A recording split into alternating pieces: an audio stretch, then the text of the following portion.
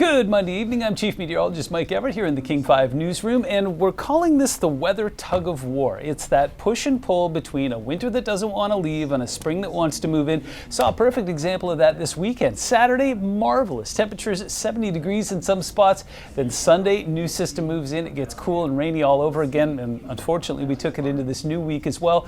Looks like that's something that's going to continue. We're going to warm up. We're going to cool down.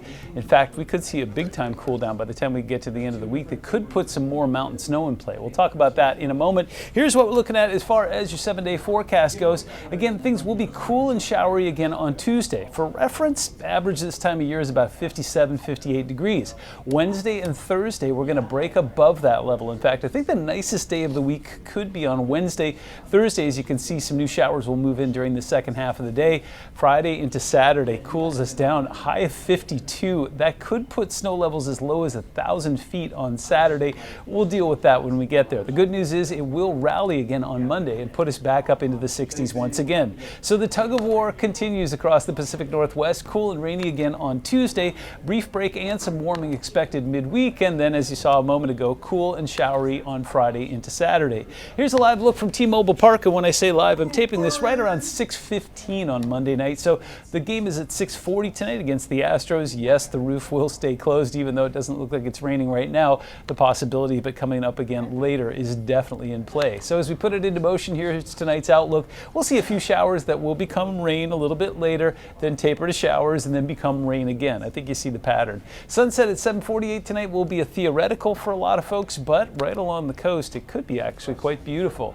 Take a look at this. Current radar across the country shows literally nothing happening across most of the country, although as we take a look off towards the east, some steady rain that is making things very soggy along the eastern seaboard. And Paul Sylvie was showing us some clips earlier from Detroit where it was snowing during a game earlier today, and my sister in Toronto just can't catch a break after ice storms last week. They're catching some snow tonight. Take a look at current radar. We've had a little bit of drama over Washington, especially the eastern half of the state where we've been seeing lots of thunder, lightning, hail.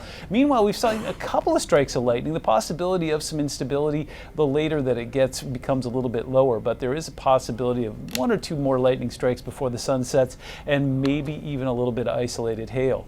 Take a look at this. This is a live cam from Alpental up at Snoqualmie Pass. This is mid-mountain, so I'd put this probably somewhere around 5,000 feet, where it is indeed snowing right now. Snow levels are sitting around 4,000 feet, and with that said, there are winter storm warnings in effect for the far northern and southern portions of the Cascades. So between now and Wednesday, it looks like Mount Baker could put up, we'll see in a moment, but I'd say about 12 inches there. And then down towards White Pass and Crystal, it looks like it could stack up even more so. So as we take a look at snow potential, one thing that I want to just say as a caveat here, in fact, I'll pop back on screen again, is with snow levels around 4,000 feet, we're expecting more of a rain-snow mix at Snoqualmie. It looks like it could get slushy there, not expecting any accumulations. But as we look back towards Stevens Pass with a snow level around 4,000 feet, there is a possibility that some of that will accumulate. So I would take this number and maybe shave about 3 inches off of it. I would say that about 4 inches will accumulate at Stevens Pass between now and Wednesday. And then, yeah, look at that, a foot at Baker. White Pass, yeah, about 7 inches there, but if you take a look over towards Paradise, up to possibly close to 2.5 feet there. Precipitation potential between now and Wednesday morning, well, that's also elevated. It looks like Olympia could pick up about 1.5 inches. Tacoma and Shelton pick up about 1 inch. Quileute gets another inch. Meanwhile, the farther north you go, the lower the potential. So Bellingham picks up about a fourth, maybe 1/2 inch there, and looks like Seattle and Snoqualmie Pass could pick up about 1 inch or so respectively.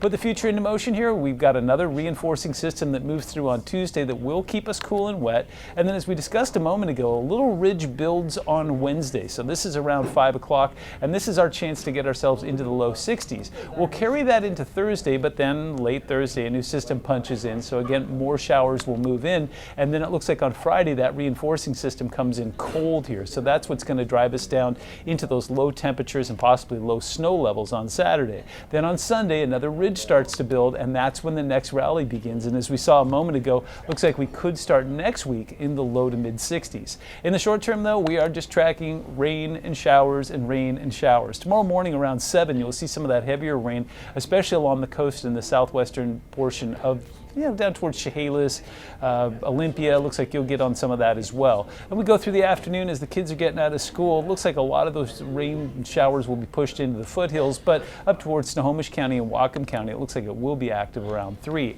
Sunset could be pretty decent on Tuesday. It will be much better on Wednesday as we get that ridge to build in. We'll just be tracking some spotty showers until the next system moves in late on Thursday.